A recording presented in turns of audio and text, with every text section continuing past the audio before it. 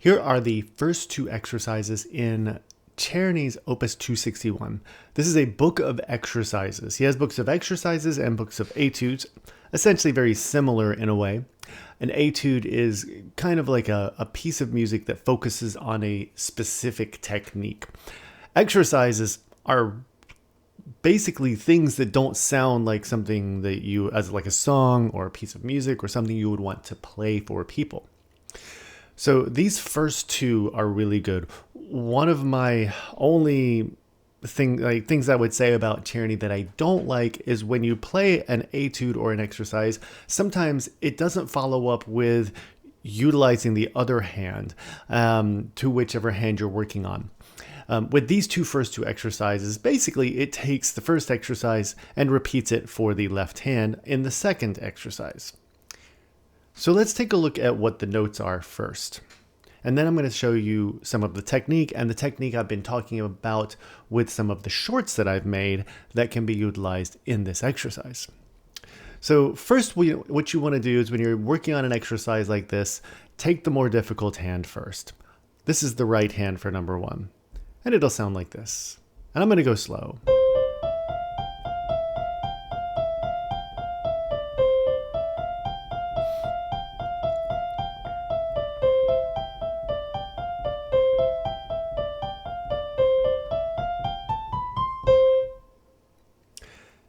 So if you have trouble playing it at any speed, slow down. Just take it slower. Do the right hand enough by itself that you understand what's going on with the right hand. Left hand, you may have to take it a few times by itself, but it's really just two simple chords. Part of a C chord here, C and an E of the C chord, and the G7 chord, with the fifth taken out. So just G, B, F. Use this fingering. Use the fingering that is listed in whatever book you get for this. Again, it is Opus 261. You can see that up in the corner. I'll put a link to where you can download the entire book for free in the description. Just get used to going back and forth between those two chords. Then do it rhythmically. 1, 2, 3, 4, 1, 2, 3, 4, 1, 2, 3, 4, 1. Now we want to work on the technique of this. As you see, the second one is essentially the same thing for the left hand. So let's switch to a different view. Now, if you haven't been watching my most recent shorts, look at some of those. I've given some technique ideas in there. I also have some longer videos on this technique, usually under Hanon videos. These techniques can work just as well for this as well. So what you want to do is make sure you're not locking your wrist in place for this. I'll show you an example of locked wrist for the right hand.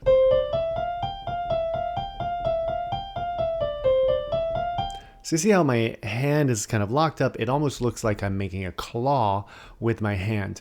So I'm going to relax that wrist, and we want to do some wrist circles when we're doing this kind of motion.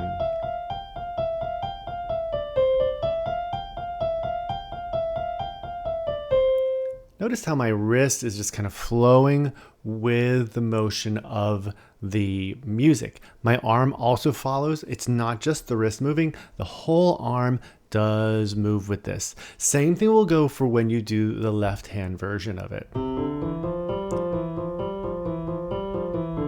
You can even see it better when you see my left hand since it's closer to the camera.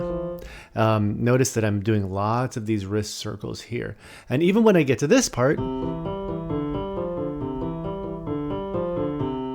notice that I'm still making these movements, always moving with the flow of the music. This will be very important when you get to hands together as well. It is kind of common when you start to do hands together that this hand, or whichever hand is doing the faster moving notes, locks up a little bit and ends up doing something like does that. See how I'm kind of locked up? Gotta go.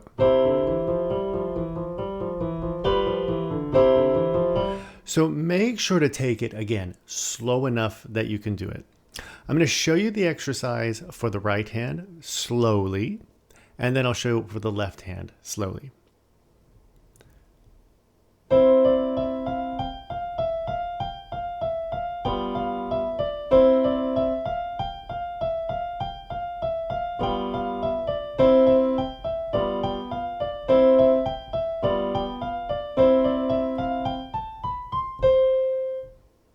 One little extra technique that I didn't throw in there. When you're doing the scale at the end, notice my arm flows with it again. When you get back to that C, let me do that in slow motion. See what I do. That's a little bit different to what maybe I do, but yeah, I feel like I'm throwing my thumb down at that note. Now you do have to know what all your intervals feel like. Otherwise, you may end up hitting the wrong note. Same thing will go for the left hand when it does that same passage on exercise 2. So here's exercise 2.